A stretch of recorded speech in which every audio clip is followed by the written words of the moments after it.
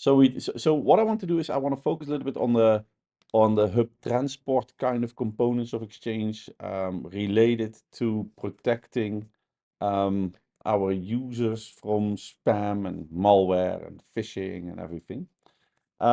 So if we look at the typical environment, so let's zoom in a little bit more. Then on one end, we have the service boundary. This is where our tenant is, and Microsoft has this component running, Exchange Online Protection.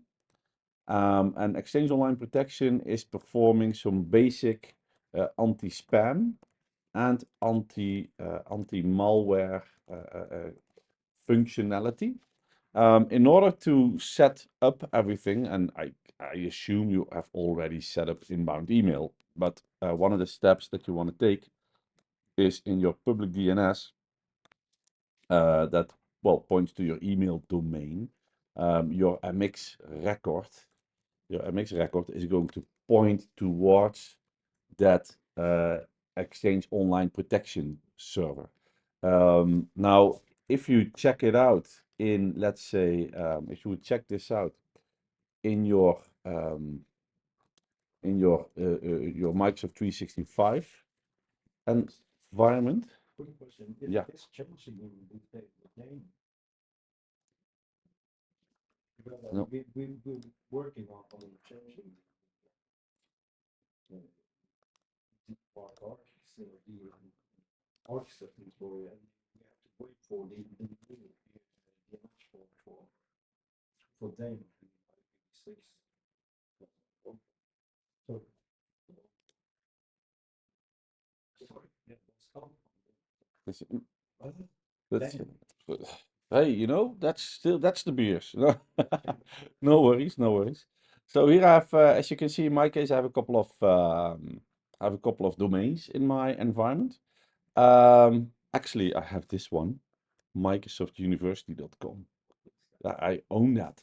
It's nothing yet, but I have claimed the domain just for, well, somewhere in the future, maybe someday. Yeah, maybe someday I could be using this. I'm kind of afraid that if I start using it, Microsoft will come after me. So, but I was thinking my MOAB website, I could in the end replace with microsoftuniversity.com. Just use a different domain name because I think it's more powerful than moab.ms, right? But it's okay.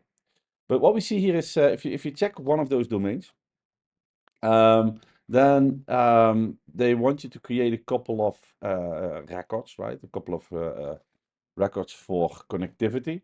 And the first one here is the MX record, and this will pretty much point you towards something.mail.protection.outlook.com. And this is pretty much the location for Exchange Online Protection, right? So this is what we typically point, and for any organization for any organization, it's always xyz.protection.outlook.com, because that pretty much points towards. Yeah, but if you read one on the exchange point now, you will see they have changed it to something like Microsoft.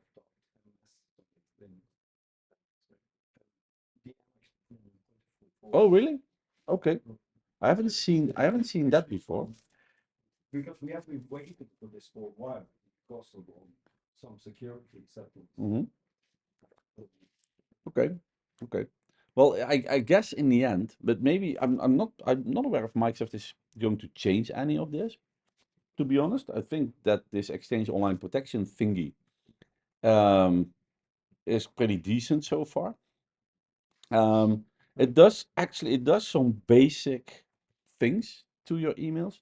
So if you have, let's say, an external user sending emails to us, then, well, that external user is using some kind of a mail exchanging server, and in the end, based on DNS, the email that is going to be sent is being delivered at the Exchange Online Protection Exchange Online Protection component. So this is where the email goes.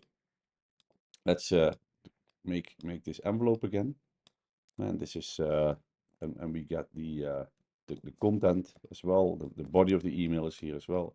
So just like this, right? So this is what we are getting. Now let's do a little plus sign in between.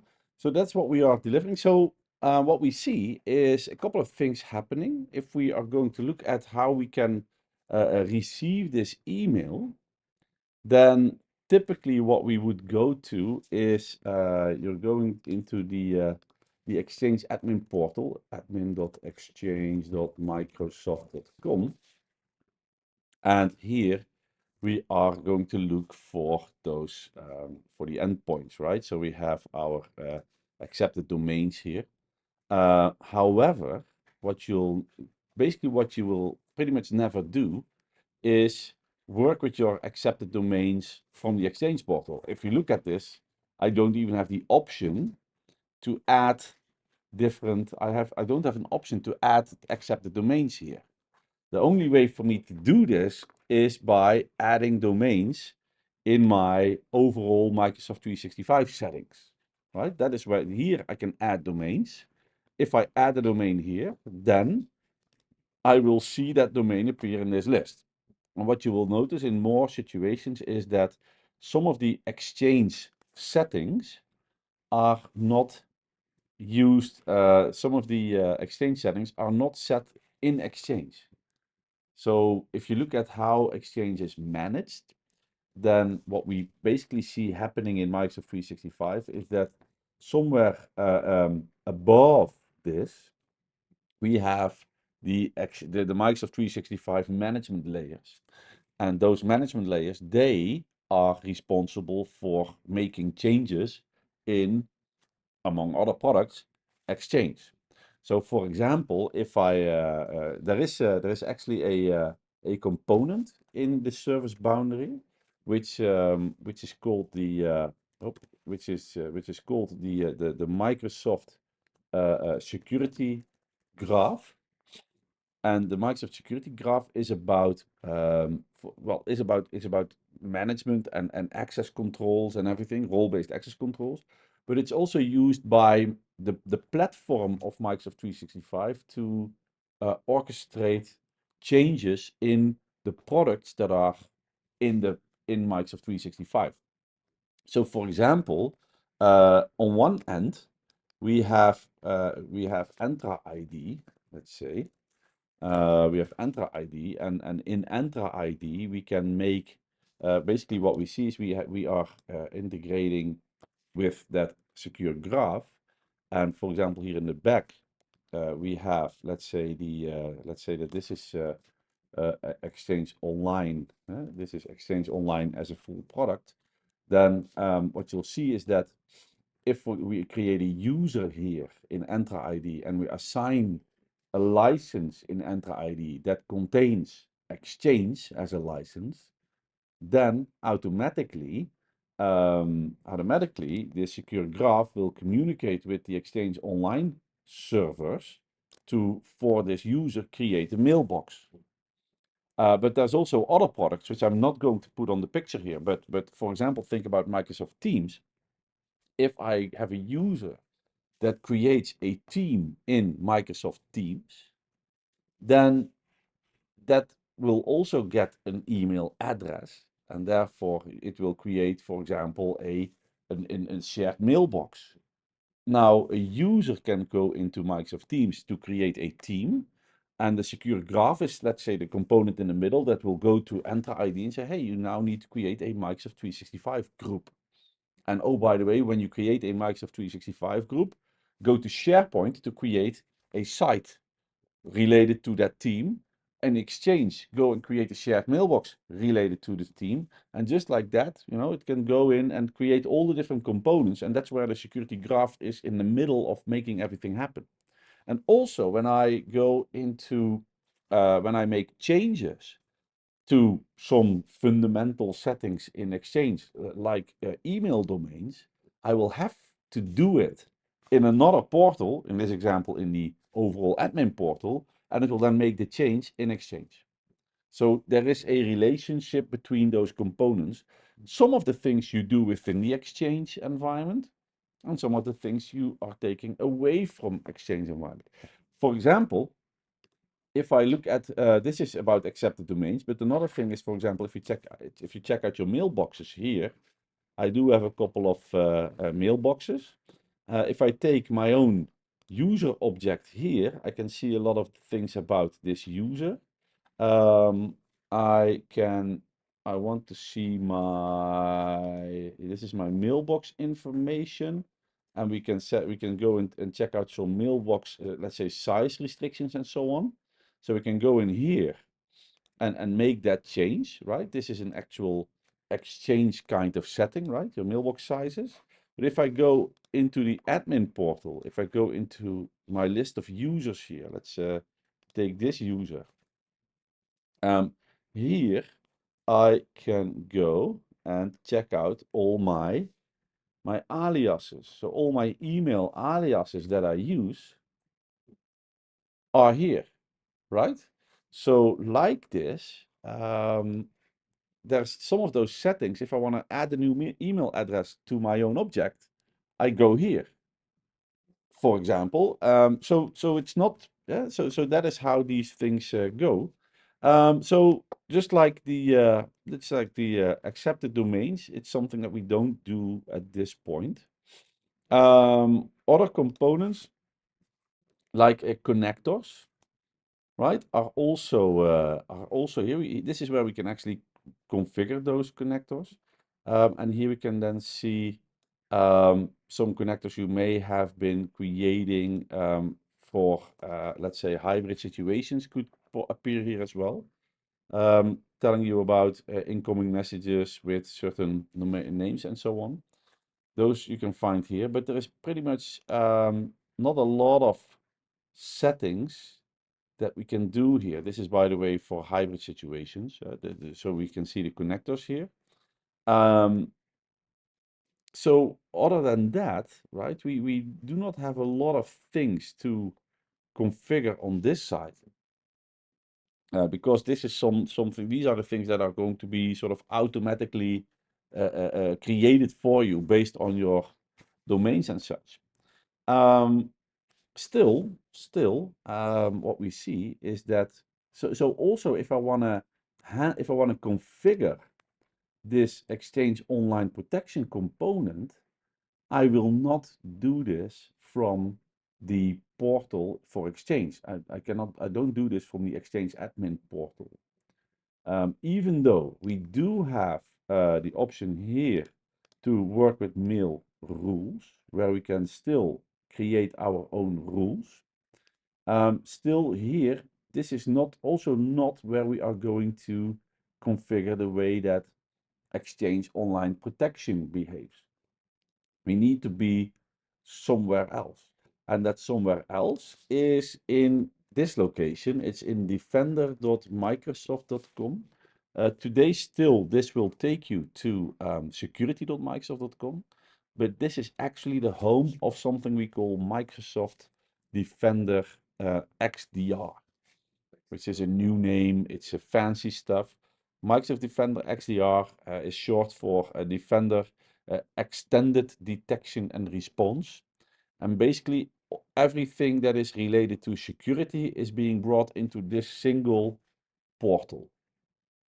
So here you will find not only Exchange Online Protection or Defender for Office, which is here, but also Defender for Identities, Defender for Endpoints, where we can protect our devices. Defender for Cloud Applications is also here.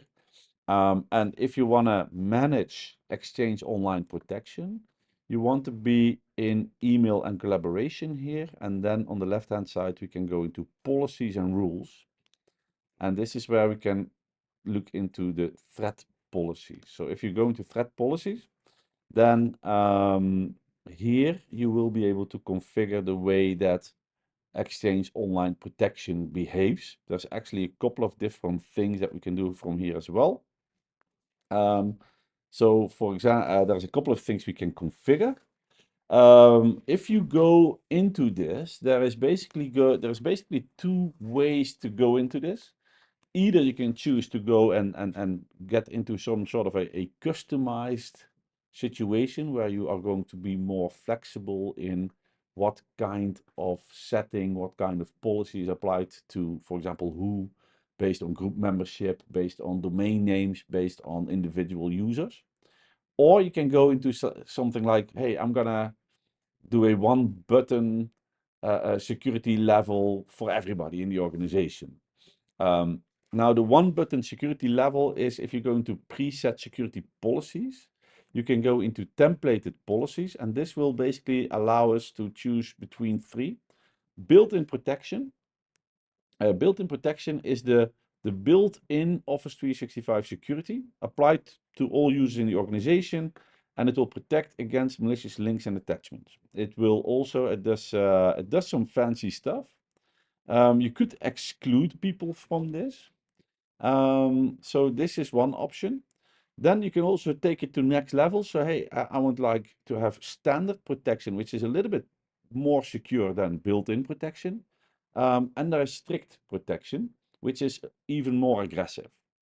So, and basically what we see here is that these levels of policies, they apply to not only the Exchange Online Protection component, but it will also apply to the component that is Microsoft Defender for Office. Yesterday we sort of introduced this. If users have Defender for Office policies applied to them based on group membership, domain names, or individual users, then after Exchange Online Protection is done checking for spam or malware, it will then forward the email message into Defender for Office. And here, three things will happen.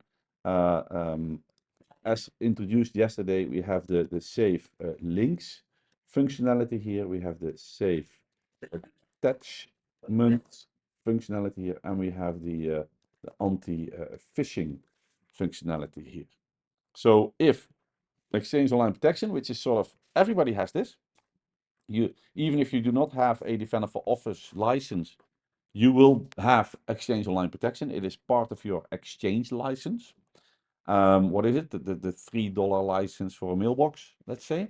You can then also, what you can also do is then apply Defender for Office. It will forward the email here.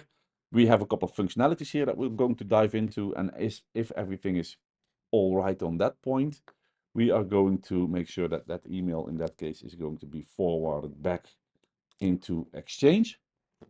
And in Exchange, we have in the end, of course, the mailbox of the user where we are going to store the end result. In Exchange, we have different components. In Exchange, for example, we have the hub transport component in the Exchange environment, which is here, for example, to also where we can apply those mail rules that we just checked out. Right, so we have a couple of things that happen when emails are being sent into the system.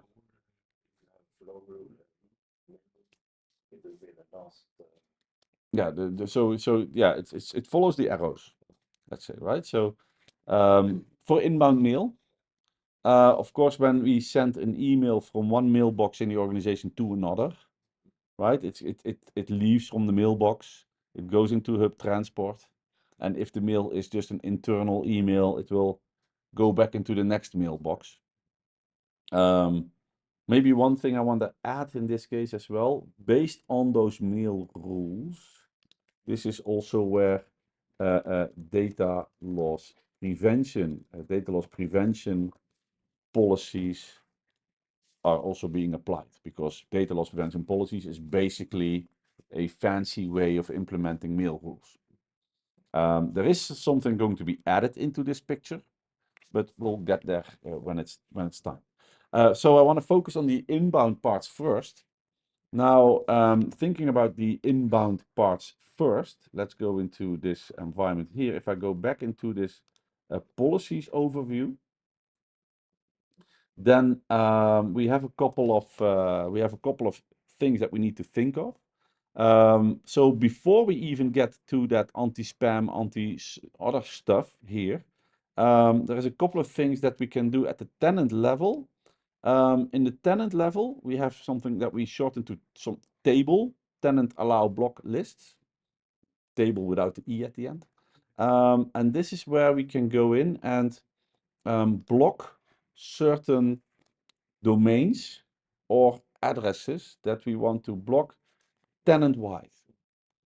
So this is something that you could also have been implementing at the level of mail rules, right? You can go say, hey, this is a mail, this mail rule is going to block kind of things.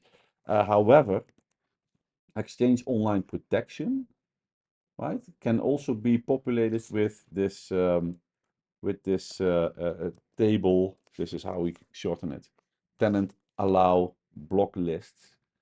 It will apply at the Exchange Online Protection level. So if I receive an email, one of the first things that we're going to check is what is the sender domain or address. You can see that these are could be temporary, right? Could also choose to never expire. Some extra information. The interesting is that it's just 20 entries. It's just 20. And you could say that I don't know if this is going to make me super happy. Only 20, right? Several domains go there. Yeah, you can go and create a block. Let's say I'm going to block, let's say, manage.com like this. Click add here. Now I'm going to block everything that is being sent from manage.com in the next. So this is domains and senders. I can add another one. Let's say managed2.com or so, like this. So you can have more like these. That's true. So you could sort of keep counting. However, what I wanted to mention here is that it's I don't really think that it is a very interesting exercise to go in and manually keep track of all this stuff, because then you would have to manually go in and enter all those domains that you'd like to block or individual email addresses. Makes no sense to manually do this.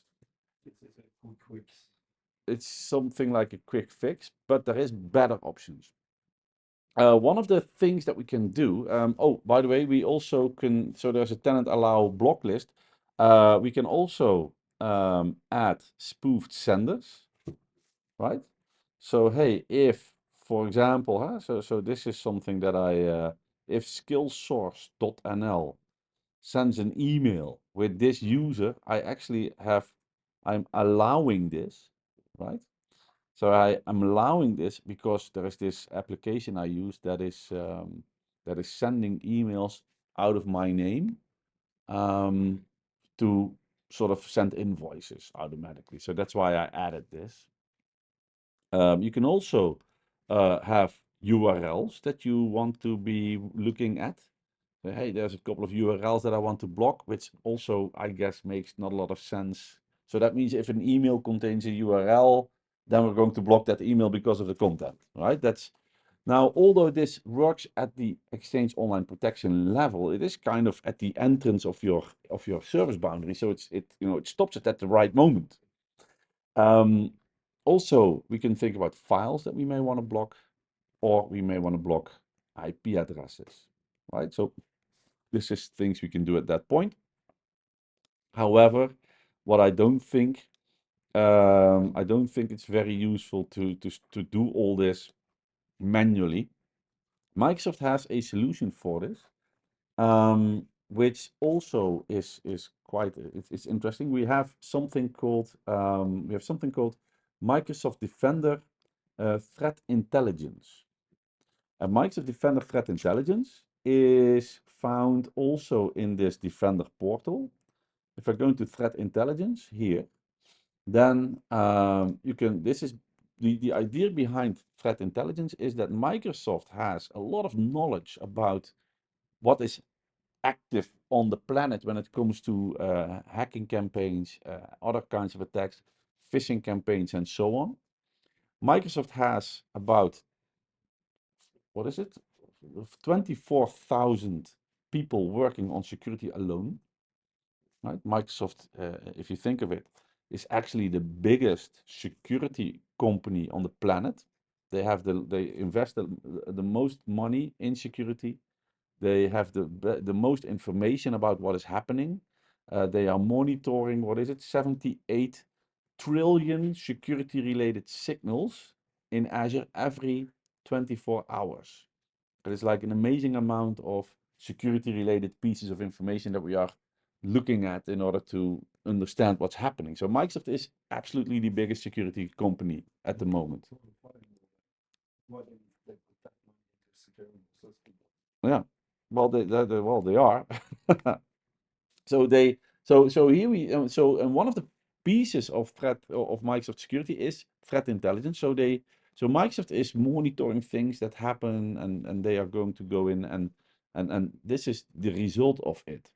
And here we get to see all kinds of information, like what are, for example, highest exposure threats currently, or what are high impact threats, or is there any, what are the latest threats? And we can actually see some information about how many alerts do we have in our organization related to that, right?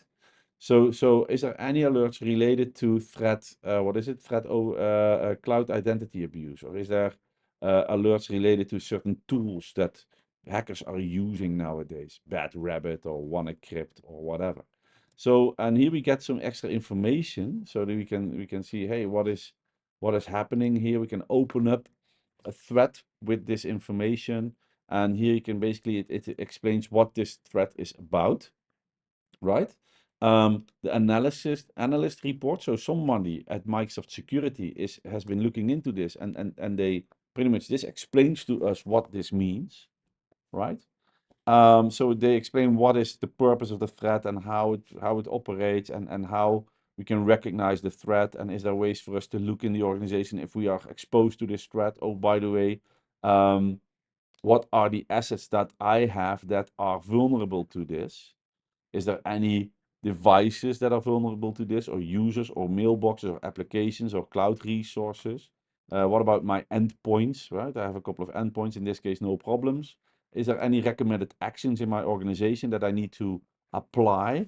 And here, for example, they say, well, there's a couple of things that you need to do in your organization that would help you protect yourself against this threat, right? So Microsoft Threat Intelligence has all kinds of information about whatever is happening here.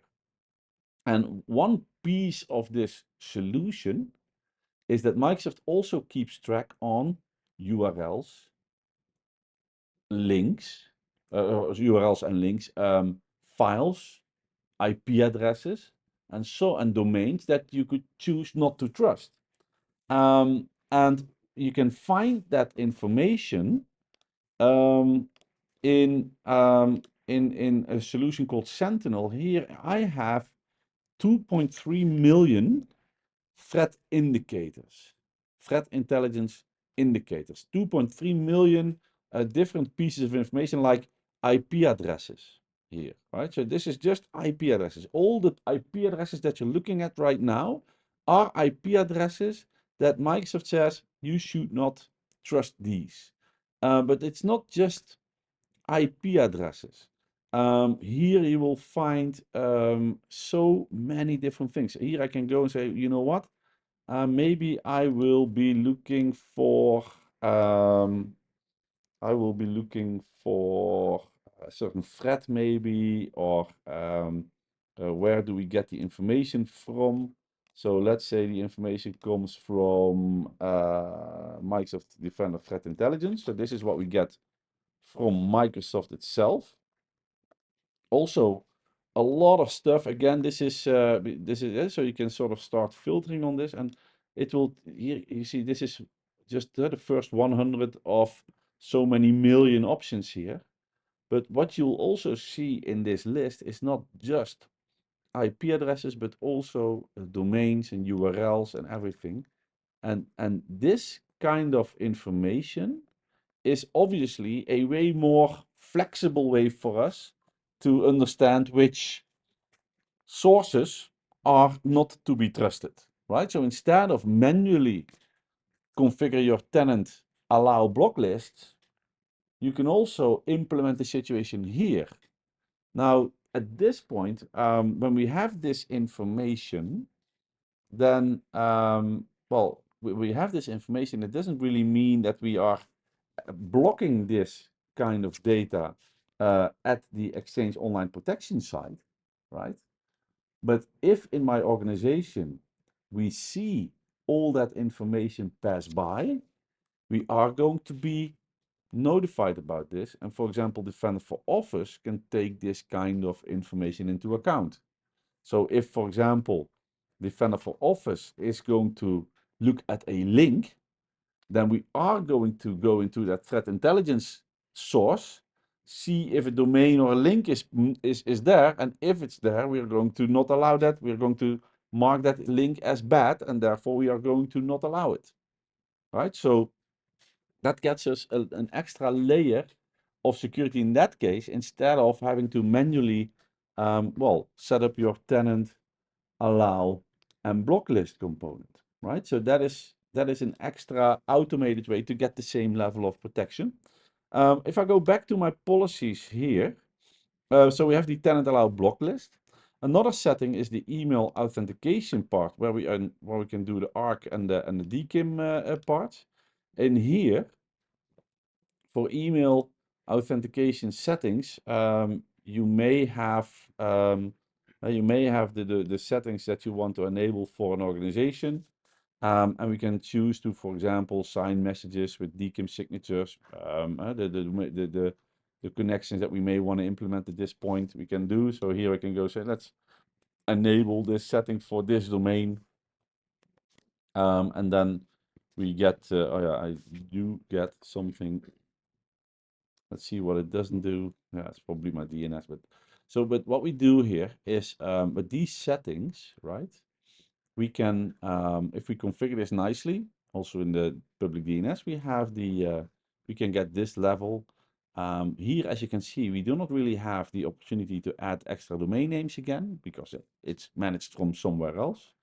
When it comes to the ARC part, we can configure the ARC part like we pretty much always were able to do earlier. So for us here, well, there's not a lot of settings because it's just managed by the platform for us. But hey, there's at least a little bit that we can control here. Then we have, when it comes to, so this is, for example, this is where we start by accepting mail, right? So we are accepting mail using the allow block list and the DMARC and the DKIM. Then what we have is those preset security policies, or if you don't want that, we can configure our own policies where anti-spam and anti-malware are Exchange Online Protection policies. Looking into anti-spam, what you'll see is that I already have a couple of policies here.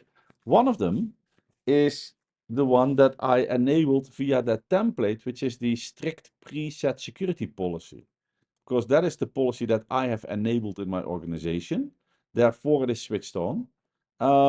If I would not be using this, then these three policies are, let's say, typically the default anti-spam policies that we have as part of Exchange Online Protection. So here we have an anti-spam inbound policy. So we can go in and, for example, scroll a little bit further down and then edit the thresholds. And here we can see, for example, here we can customize a little bit what we want Exchange Online Protection to behave like.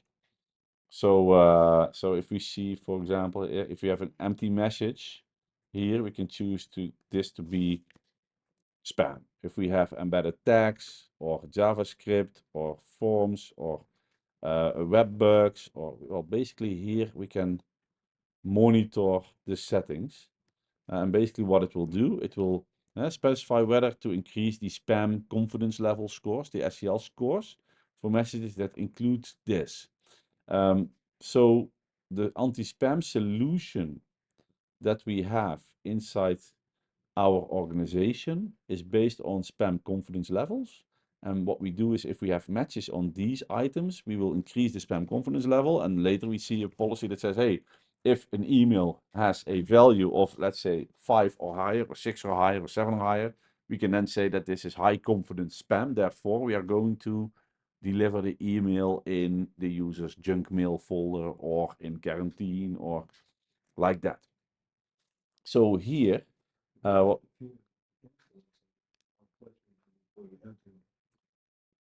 really figured out where is that number coming yeah, from outside. It's not the- yeah, but Some, Microsoft pretend yeah, that's Microsoft does not share with anybody how they do the anti-spam thing, because if they do, spammers will know about it and they will do something else. So when it comes to anti-spam, it's some sort of a black box that we're looking at. The only thing we can do is say that, hey, the only thing we can do is go and say, oh, you know what, I want to influence this a little bit more aggressively on certain components. But that is what it is. We also have this, well, allowed and blocked sender kind of thing. So, what is this? Manage allowed senders. Oh yeah, so I have one sender apparently that I added in here for some reason sometime. Domains or blocked, right? So we can block or, so we have now we can also change those block components here. And this is then one of those spam options. This is anti-spam inbound policy. There's also connection filter policies where we can allow or block certain IP addresses, like this. Outbound anti-spam, we also have a policy for. Maybe one of my users has been compromised and his account is used for spam sending. Then we can also check out the outbound anti-spam settings here as well. Now, like this, we have a couple of settings we can monitor in this ways, and well, automatically respond to what is happening here. The standard and strict preset security policies that I have enabled via the template, you will see that in this case there is not a lot I can do, right? It just says, okay, this is a more aggressive thing. Included recipient domains that I have been setting up for this policy are these. That's it. I can actually check out here, view the preset security policies, but if I click this, I'm back where I just started with those strict default and built-in policies. So for anti-spam, this is what we have. You could still create your own inbound or outbound anti-spam policies where you can go and say, okay, who is going to be involved here? Let's say we are doing this on the domain level. So let's say if I go for microsoftuniversity.com or something, that domain. Then we get to see bulk email thresholds. Then we again spam properties, increase the spam score, marker spam if we meet something like this, but still it's the same thing, and we have the actions to take. So what are we going to do if we have a match? Move the message to junk mail folder, or maybe prepend the subject line with a certain text like, hey, possible spam, like this. High confidence spam, we will be moving this to the quarantine message, for example. And we can set up a quarantine policy stating about how long we are going to leave it, if users are allowed to, for example, release the message themselves, or do we have to have an admin to release the message when it's in quarantine? Those kinds of policies we can look into. If we think it's phishing, we are going to look at quarantine the message with a quarantine policy. High confidence phishing, same thing. And then basically, this is how we set up some anti-spam solution. One option here in the bottom is 0-hour auto purge, which will be able to delete messages even after they have been delivered into the user's mailbox. So a user could look at the mailbox, see a message, next second it's gone. Because the Zap can then delete it if we think it's still spam. But we missed it in the first case. Yeah. It's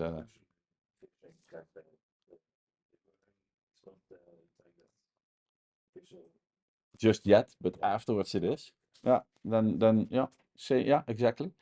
So this also has a allow block list based on senders and domains, and this is how to create that. This is how to create that policy for anti-spam.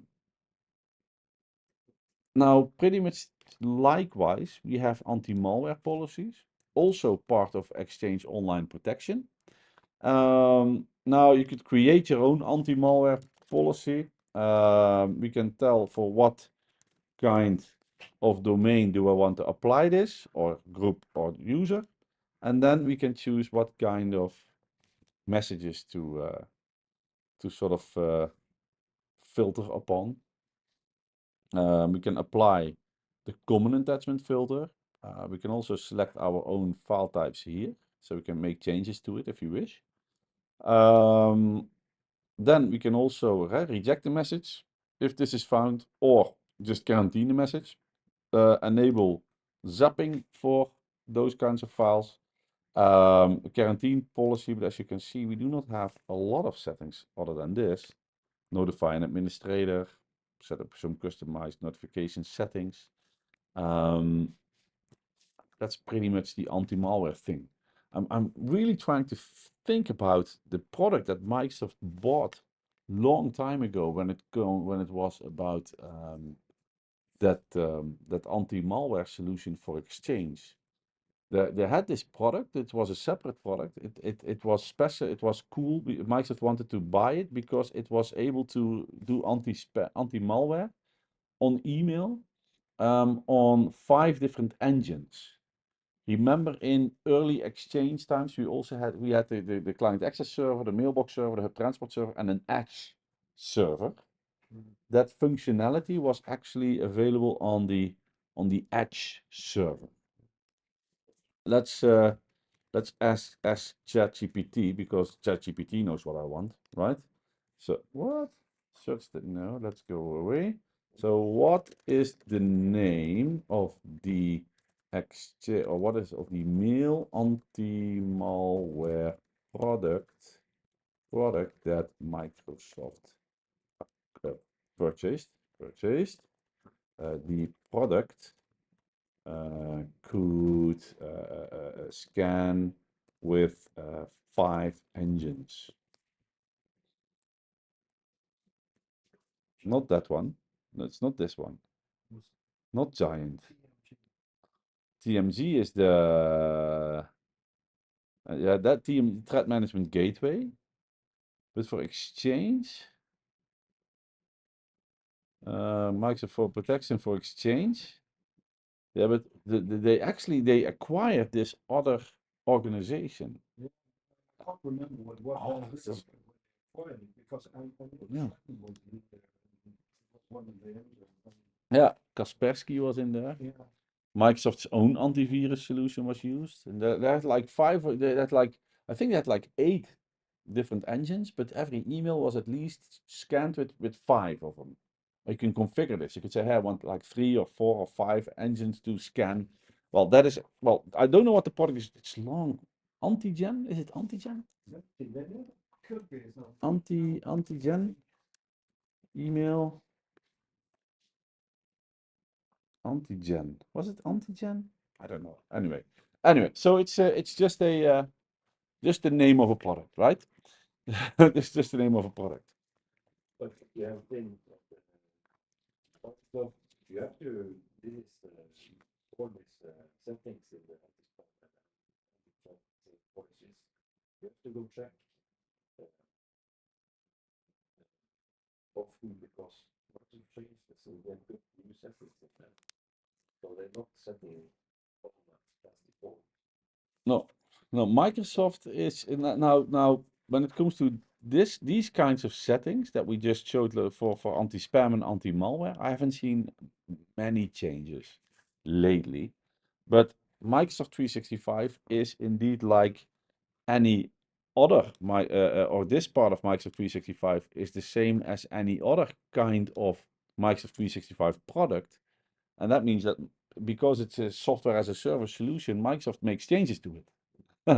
And that may affect the way that we are seeing things, or how we are securing things. And especially now when Microsoft with this secure future initiative, it is not only about security by design, but also security by default, which means that Microsoft is now sometimes implementing new security features that they are just going to switch on, right? They will never change anything in your environment without you being able to know about it. So they do communicate about this.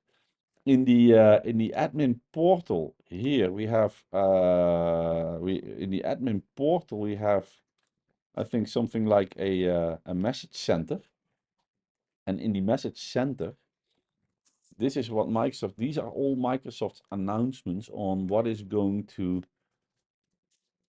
change in Microsoft 365. So Microsoft indeed what they are doing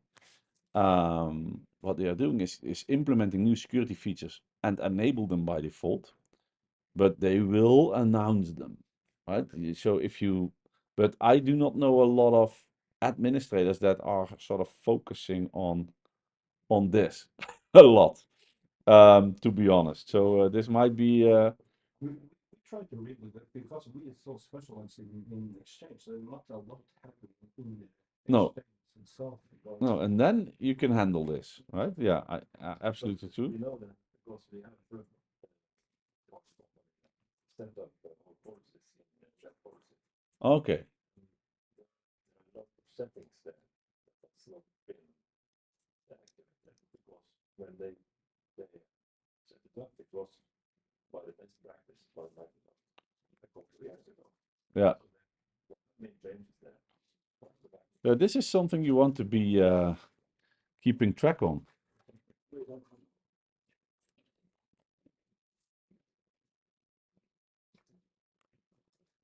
This is now GA, is a general way. So we're waiting on the DNS to change for the Microsoft DMX.Microsoft. Yeah, indeed. So 17th of July, public preview is now. GA on the 28th, 2 days ago. Because yeah, it says general availability has been delayed to October 2024. Yeah. Ah, So interesting. This is what I'm talking about, the change for the DNS setting for the. I have to. I have here the announcement of this one, announcing general availability.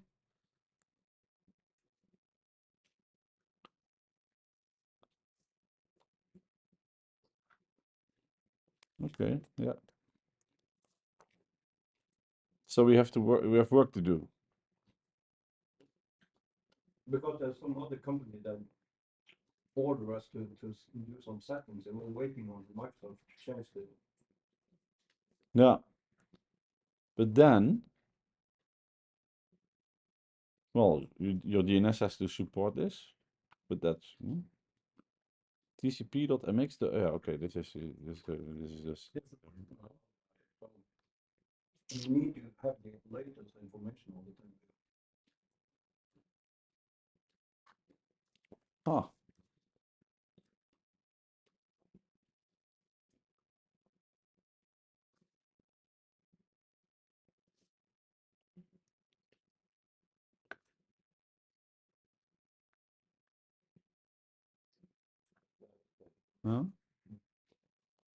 huh? Let's. I'll have to check this out because this is interesting extras. Let's say. You could read it on Microsoft. I thought you could everything all the time. Well, no. that would have been nice, but no. Something I have, yeah, sometimes I just have to read about this stuff as well. But what I like is that that I'm going to try this on my own environment.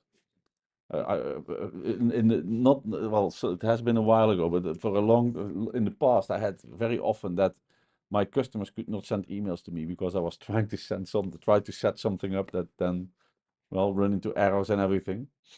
Uh, yeah, yeah, so it's actually then when I was troubleshooting my mail flow, I guess I guess you know this one, the test connectivity Microsoft.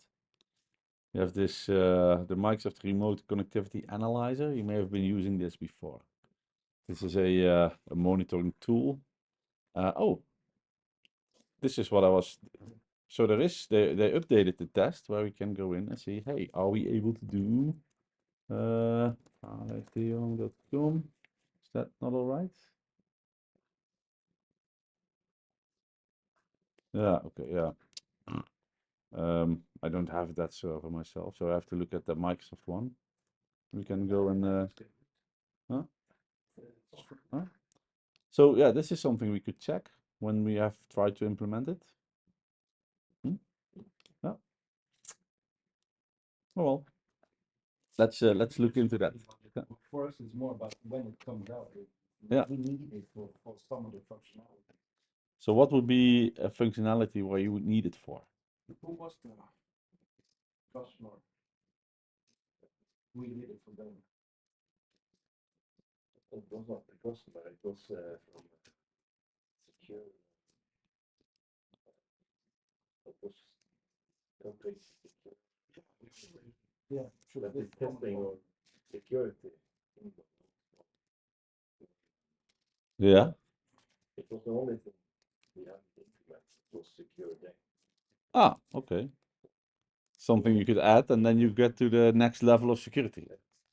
Because it changes also the DNSSEC of the system. So you have to be aware of DNSSEC in the system. It's more about we need to change it. We're coming, but because they have written a lot about it in the last 2 years. We're just waiting for the implementation of it. And it will change in the domain setting. It will give you a new DNS. Yeah. Well, Nice. Nice. Yeah. So I want to be learning about this. Oh, you know what I do nowadays to if I want to learn about things? That's actually I don't like Google, but there's this one thing that you might like. Have you heard of something called Notebook LM? So what I can now do, oh, not that. So what I could do here is, for example, create a notebook. Get rid of this. Can I delete stuff? Remove source. Can then you can add a source here, like this. I can do a website. So I can, for example, take this, right? This is a web page about Dane. it's still free. You can do this now. It's yeah, it's free. I just what only thing I did was I sign in with my Google account basically. And then what you can do is you can just go in and start, let's say, adding resources like this here. And what I truly like, so what I can do is just go in and take a couple of those links that are here, right? Here it's about the mail flow. Let's take this as well. And then so if I don't want to be spending time reading all this stuff, I can put everything here and now I can start asking questions like, what is this about? Or explain it to me like I'm a 5-year-old, right? This kind of stuff. All the time. Yeah. Or, The problem with this is any new thing it comes up with things that is not true. yeah. But now you can focus on the content. You can choose your own, basically what you're creating here is your own language model. based on the content that you choose to trust because of the links that you put in there. What I do like about this is that it's now creating an audio overview where one lady is interviewing a guy about this topic, and based on this content, they start asking questions. It's super cool. Yeah. Here we see some suggested questions that we can go into, and we can start asking those. I like that. So, but also, if you have, for example, a YouTube video about this, put it here as well. Maybe some other documents you have created yourself, put it in as well. That is so nice. So I'm just let this run. Check back later. Yeah. Um, mm,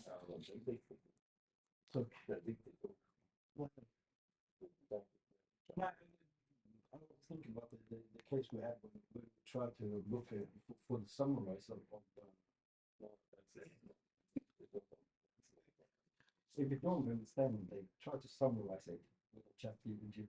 yeah. Sometimes it works, Sometimes it doesn't. Yeah. Yeah.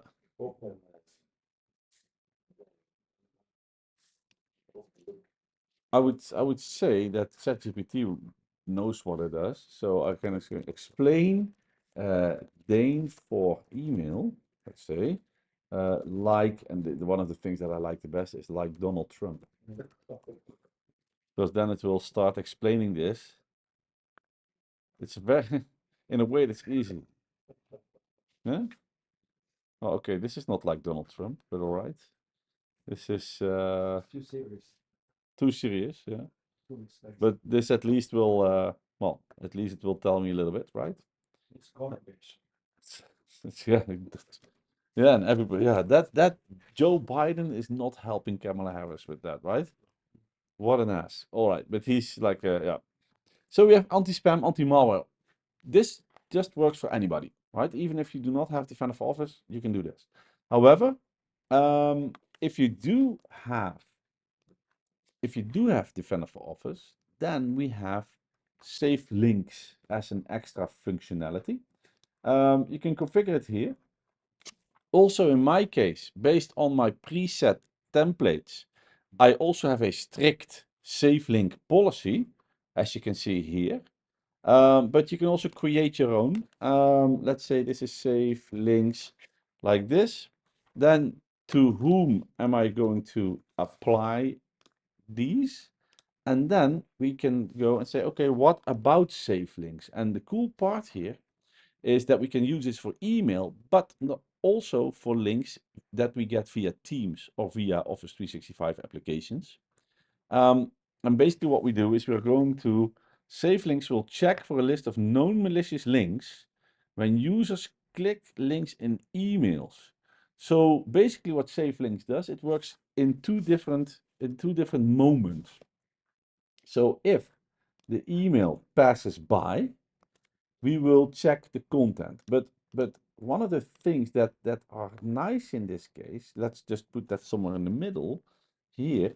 We talked about Microsoft Defender Threat Intelligence, MDTA, Microsoft Defender Threat Intelligence, is a component that can sort of be, could be sort of consulted by the, okay, I want to make it look good, right? So it could be consultant.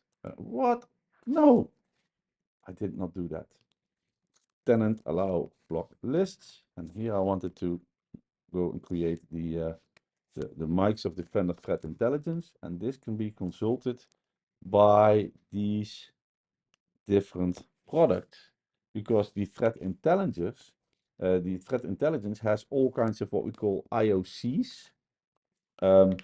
Indicators of compromise, right? So IP addresses or domains or file hashes or certificates, all kinds of things that we want to be not allowing, right? And we can sort of consult this. So basically what happens is that when we receive the email and save links is going to check all the links in the emails that pass by. We will match these links with the links that we should not trust. What SafeLink also does, it will try to connect to the link at the moment we receive it to see if that link is, if there's something weird. So if it's not in that list, we can still try to communicate with the link, see what is there. And then it will also, when the email has been delivered and the user clicks on the link, then also we are going to have the user connect to the link via a proxy in SafeLinks. The proxy will connect to the link. If everything is all right on the other side, then we are going to allow the user to go there. And one way to make sure that the user is not going to just copy that link and paste it into your browser is that the URL in the link is going to be rewritten. URLs are rewritten by default. We can apply safe links to email messages sent within the organization, apply real-time URL scanning for suspicious links and links that point to files, wait for the URL scanning to complete before delivering the message, right? So this is what we can enable or disable, of course. Or we can also do not use rewrite URLs to do checks with safe links API only, which is in the threat intelligence. But this is something that we could switch off. Or we can also go in and say, hey, we are not rewriting URLs in certain domains or certain URLs. That we can override this setting, and then for Teams and for Office 365 apps, we have safe links as well, checking the same sources. And click protection, we are going to track the user clicks on these links. So if a user clicks on a link, track it. Let the user click through the original URL, even if the URL is not trusted. You could show there's a button that says continue anyway or not, right? And you can display organizational branding if we see something like an organizational logo that you get from your Enter ID. So you can set this up. And then we have also, do you want to notify your users about links? Where you can create a text up. About to sneeze, I wanted to say. So that is the safe link policy. That is just about, well, your links. Actually, here we also have a link for reports, which will take me to the reporting part, where we are going to focus on the links. Actually, if I'm in this environment here, we also have Explorer, which will also allow us to see what kind of email activity we have seen. However, here we have a nice, this is basically also taking me to that same location where I can see, for example, for, let's say, a certain time frame, I can see what kind of things we have seen passing by when it came to emails and the links. So here, for example, because the filter didn't show any allowed things in the first, so only blocked stuff, or pending scanning, or clicked through during scan, or right. We have a couple of blocks options. This is everything that is allowed here, right? So, but here we can see all those emails where there is links inside, right? And that is something we could be checking. Another way to monitor the use of safe links is we can also go straight into my email collaboration explorer. From this view, your mail explorer view, you will get to see, first of all, pretty much all the emails, right? So here we can see my emails that I have been receiving in the last so many hours or days. And then we also have information about URLs that we have been receiving. What are the top URLs that we got? What are the URL clicks that we have seen passing by? So we can see here we have a couple of URLs that I have been clicking on. What are the top clicks? What is the URL that is being clicked the most? Top targeted users when it comes to this. Is there any email campaigns like phishing campaigns that we need to be aware of and that people are actually, well, getting in their mailbox and also clicking on, right? So we get to see Those also we can see blocked emails in this case. We can see URL clicks from this view as well. So this gets me all the URLs that the users have been clicking on. You can actually also change this into different views. Like, hey, how did we detect that a certain URL is not okay, for example. Same thing is about malware. So, hey, did we see some malware pass by in this view? Or what kind of campaigns do we have? What are the types of campaigns or the campaign names that we see passing by in this in the organization? In my case, I do not have anything there, so I'm pretty good. But this Explorer also allows us to see how people have been dealing with those links that they received. So back to the policies. So we have save links policies to monitor the links that we're receiving and that we and once we have received them, whether or not we are going to click on them.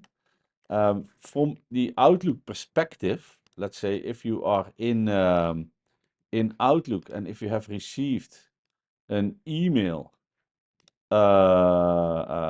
with a link inside, if I open up that link, let's hope it's taking the proper crap. Okay, too bad. So I just received an email. Let's see if I can open this email here. So this is about my car something.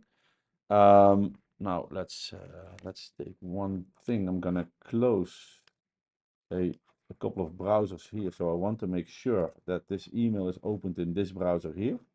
If I click that link, it's a little fast, but because I just opened up the email. But every time whenever I open up a link in an email, it will take me to that save link area first, right? So that is what it shows. If everything is all right, I'm going to be connected to the link. This is my interview about the data. This is so cool. We're diving into Dane Carey for SMTP. Oh, yeah. You sent over a bunch of info, especially that Microsoft Learn article. Yeah, that's a good one. So you must be all about securing email. Absolutely. It's so important these days, right? It really is. Feels like every day someone is trying to hack in. And they are. It happens more than people think. This is so cool.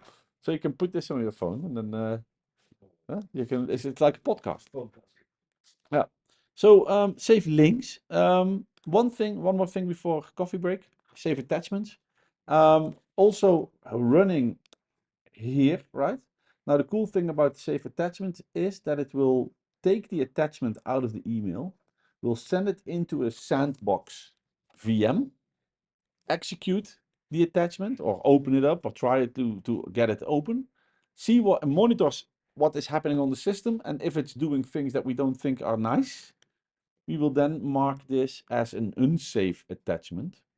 And in the policy, we can now choose what to do when this happens. So, for example, we can go into here, open up the policy. Let's say save attachments policy.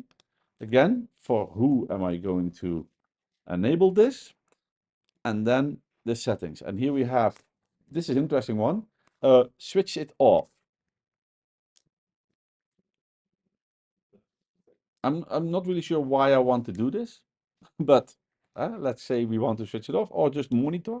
We are going to deliver the message if malware is detected and track the scanning results. So it's just information.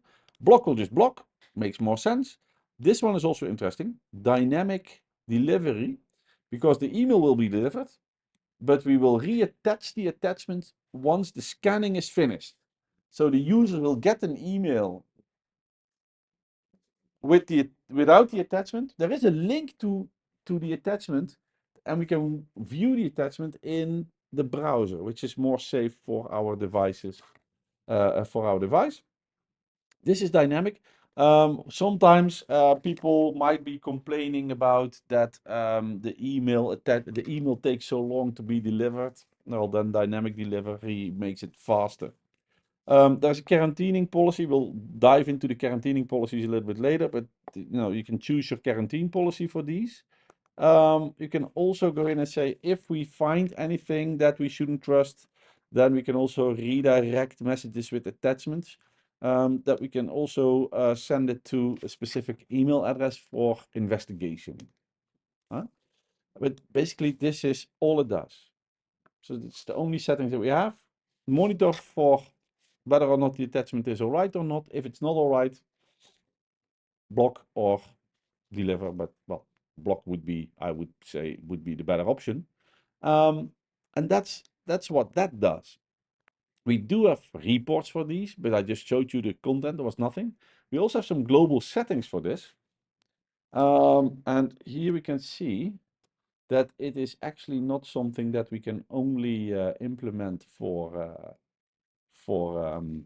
Exchange, but we can also turn Defender for Office on for SharePoint, OneDrive, and Teams. And here we also have help people save when trusting a file to open outside protected view in Office. Before a user is allowed to trust an open file, the file will be verified by Defender for Office, Defender for Endpoint. And you can also turn on save documents for Office clients. You will have to have E5 for it.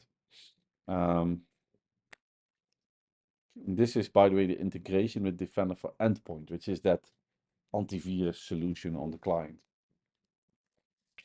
I searched them now. Yes. If you have set up more than go by this sandbox. Yeah. Just the need is If now typically everything, well, if it's so if Exchange Online Protection recognizes the email as malware, it will be put into quarantine or dropped straight away. If it doesn't, it will then go into the save attachments bit. So but only we block if it's protect it as library. yeah, If we set it to dynamic, it's every app, even Word documents, they will all be scanned. so that they pick up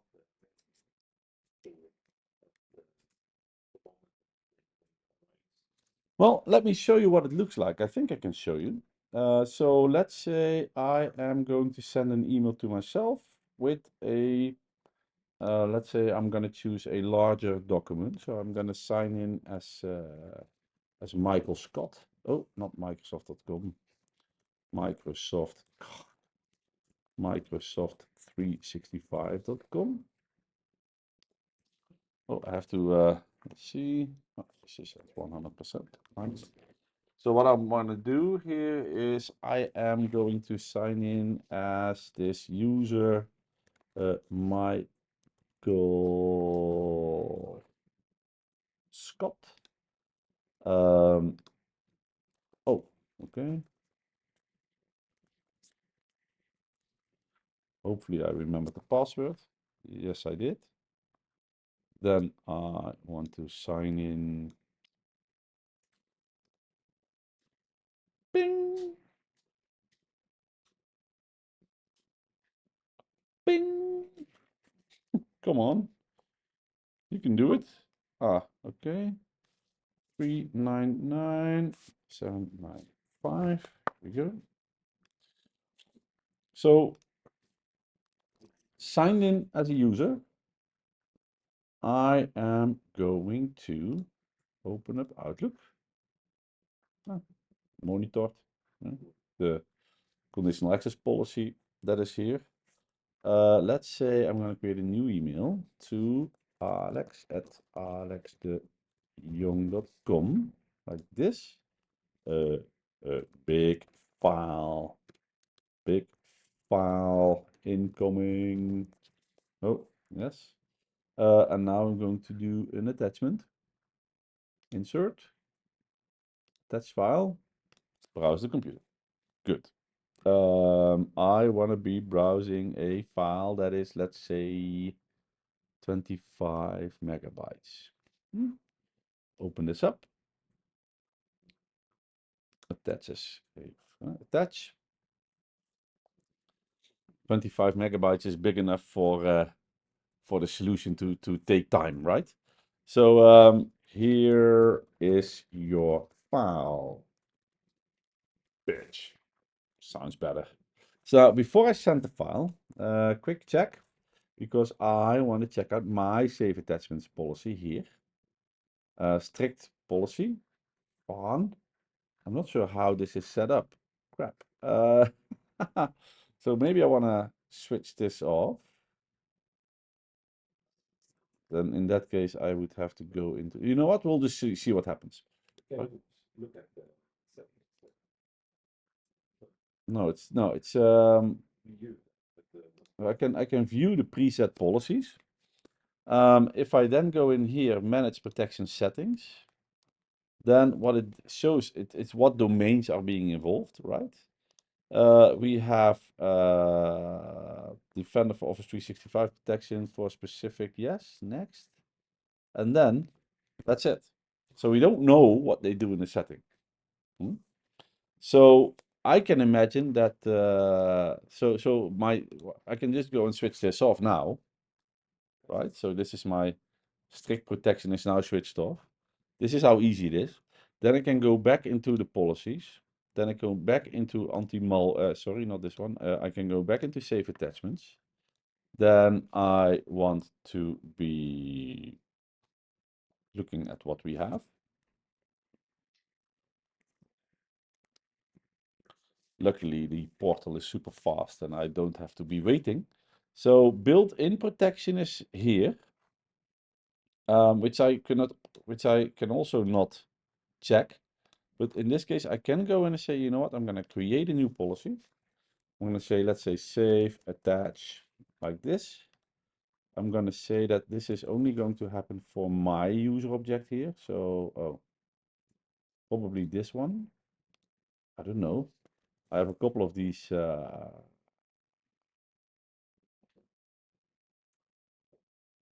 Crap. That I should change. Let's just do alexdejong.com, which is my email domain. Then in settings, I want to enable dynamic, right? Everything submit, because there's not a lot of settings. So this is implemented quite straightforward like this. Enabled as well. So let's go back here and send the email. Now in my email client, I will probably get the email, and I want to show you what happens if I get it. Because now what I should see happening because of the policy is that I get the email, and if I want to, I cannot open up directly the attachment. I will actually have to, there's a preview function that will allow me to open this up in my webmail, right? Oh, maybe, you know what, when I'm here, I can go in here, open up Microsoft365.com. I haven't got it on my in my Outlook client yet. So let's just this is not it. Oh, here I did get it. Big file incoming.